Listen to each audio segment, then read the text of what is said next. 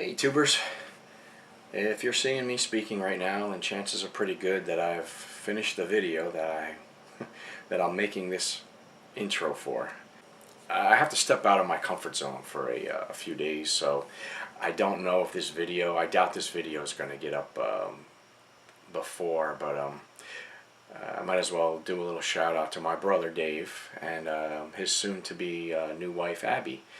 They're getting married this weekend, Friday afternoon, down in Wake Forest, North Carolina. So, congratulations! You're now famous. So I'm going to be out of my comfort zone. I'm more comfortable sitting in my house, doing this even, or fooling around with my fishing poles, or hanging out in my garage, or sitting on a lake fishing, than I am in a group of people celebrating. So part of the reason why I've been in my garage doing mods is because once again the fishing in this area in New Jersey is really bad. I know it could be partly because I'm a really bad fisherman. Yeah, whatever. But the temperature, and I'll put it up, I guess this is from last week, the temperature has gotten in the high 90s almost every day. The humidity's been 80% or more. Now I don't know if that shows it on there, but if it's not at least 80%, it's a lie, because you go outside, you can feel it. So if they're saying it's 65%, they're full of it. Yeah, I mean, it's been really humid and really hot, which makes for bad fishing. I did take a run over to Winding River Park the beginning of last week because I was feeling a little frisky. Last time I went fishing at Rising Sun, which I haven't put the video up for that yet either. I hope to do that. I caught a few fish, and before that I caught a bunch of fish in Paradox Lake. So I was feeling pretty good about myself, and then I went to Winding River Park and got smacked down. Winding River Park has become a kind of like a vendetta for me. I know there's fish in there, and I'm going to catch them. So one of these days, there's some large bass. I've seen them, but the most I've caught are these dinky little perch and pickerel and one dinky little bass smaller than my hand. So, but I know there's some large bass in there, because when spawn time rolls around, and the spawn happens there earlier than anywhere else because it's only 7 feet deep and it's the size of a puddle. So the spawning happens there earlier. The water temperature. I had my fish finder on because I wanted to try it out after I made the mods video, and the water temperature was like 76 degrees. One thing that surprised me, and I'll show you the video right here, the water was incredibly dark. I hadn't fished there in a week or so, and a couple of weeks earlier the water was crystal clear. It was great. You could see the fish swimming under you even though I didn't catch them. But this time I've been going there for 20 years, not necessarily to fish, but to just to relax and hang out with the wife and have a little picnic and stuff. But I've never seen the water this dark. It was almost black. I mean, I've probably seen water this dark before, but not Winding River Park. So I was a little shocked. It was almost kind of gross.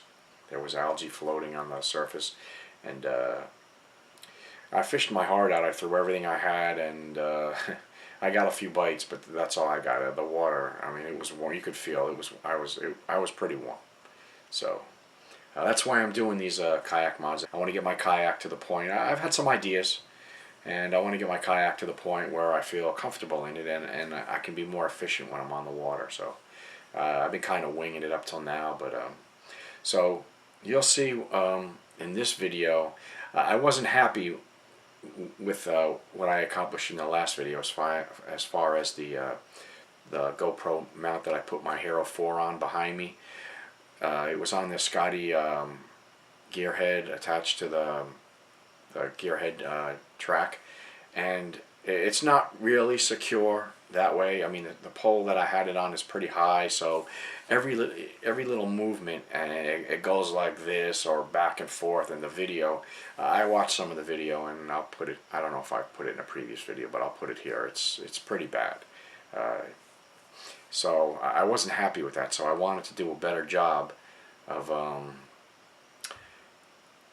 putting that pole in, making it more stable and more permanent, and keeping it from waggling all over the place as I'm just sitting in the kayak. That's what I've been doing. I did another mod before this one, like I said before, where I put a set of, and I'll put the picture up, Sterilite, a little Sterilite cabinet, like a drawer thing that I got at Walmart. I don't know, it was like $5. And I had the idea probably 3 or 4 months ago that I wanted that in my kayak. I know I made a video about doing the double-sided tackle box, and I was keeping that in my kayak for a little while, but even that, if you've ever tried to fish out of a kayak, especially a sit-in like mine is, there's very limited space. So what I'm trying to do is I'm trying to make space. So I put this drawer system in, and that'll be my next video. I'll try and get it in by the end of next week. So well, let me get started on the video, and hope you enjoy. Thanks.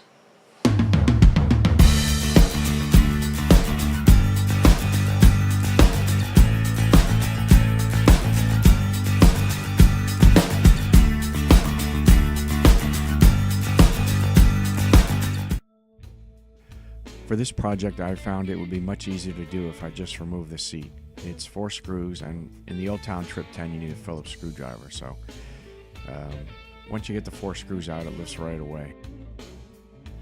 There's still a line connected to the kayak for the seat adjustment. I just left that intact and left the seat next to the kayak.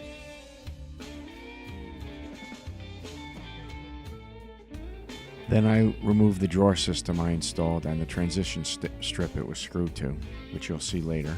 This is the Scotty flush mount we're going to install to hold the pole steady. A piece of 3/4 inch PVC fits perfectly in the flush mount. You can see there's a little stopper on the bottom which we're going to remove later.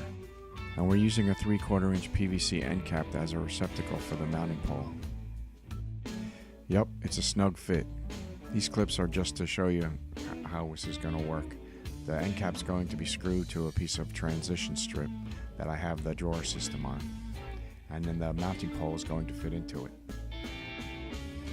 All of this is going to be lined up behind the seat between the 2 flush mount pole holders that came stock with the kayak.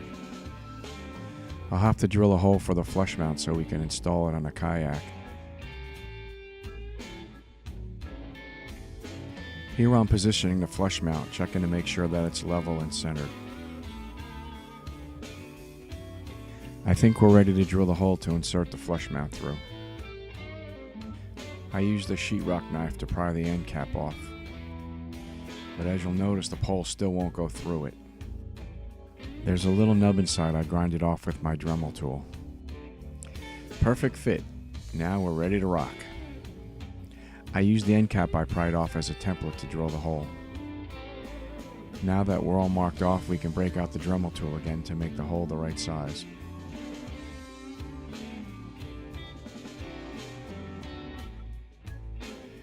Still doesn't fit yet, so the hole needs some more fine tuning.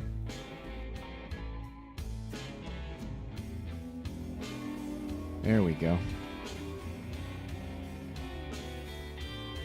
Just sticking the pole in to see if it clears. And I'm going to clean up my mess.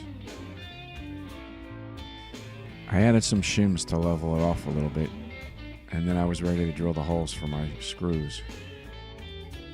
I used sheet metal screws for the front 2 holes and cranked them down good. Both screws fit pretty snugly and seemed like they would hold for a long time. Once the front was secured, I drilled the rear holes. For these 2 holes, we'll be using machine screws with nuts and washers to secure them. You'll notice they need to be longer than the front screws because there's more of a clearance to push them through the holes in the kayak. Now we'll check to make sure we're still good to go with the mounting pole. I put the drawer and the transition strip back in the kayak so I could line up the end cap and mark it off for attaching to the transition strip after we drill the hole. Then we put the drawer and transition strip back in the kayak. Then I put some double-coated 3M tape on it in a few places to secure it down. Still looking pretty good. We're ready to put the seat back in.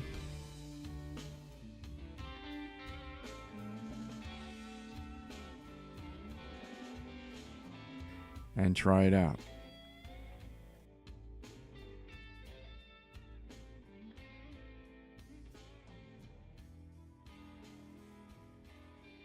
I can't wait to try it out on the water. And I've sat in the kayak and I've tried to make the camera move back and forth a little bit, and when you stop moving, it almost immediately, the camera stops swinging back and forth, which wasn't the case on the old one. So I believe I've made like 1,000% improvement in that, and I'm going to like that.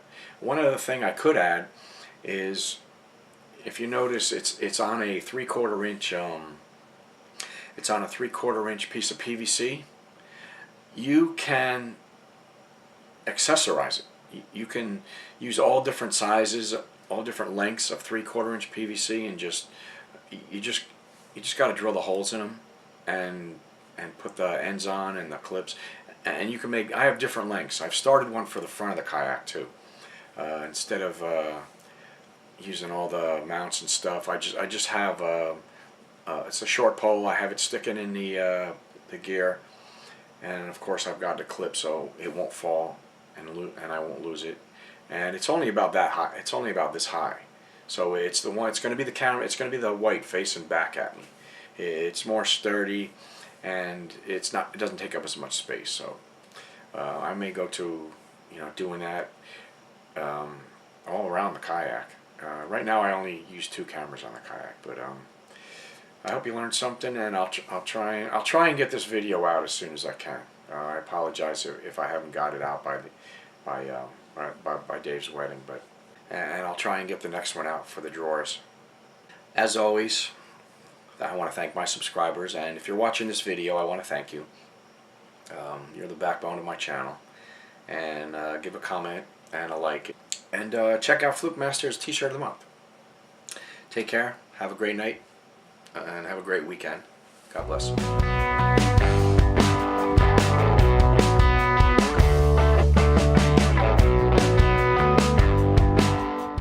Bye-bye for now.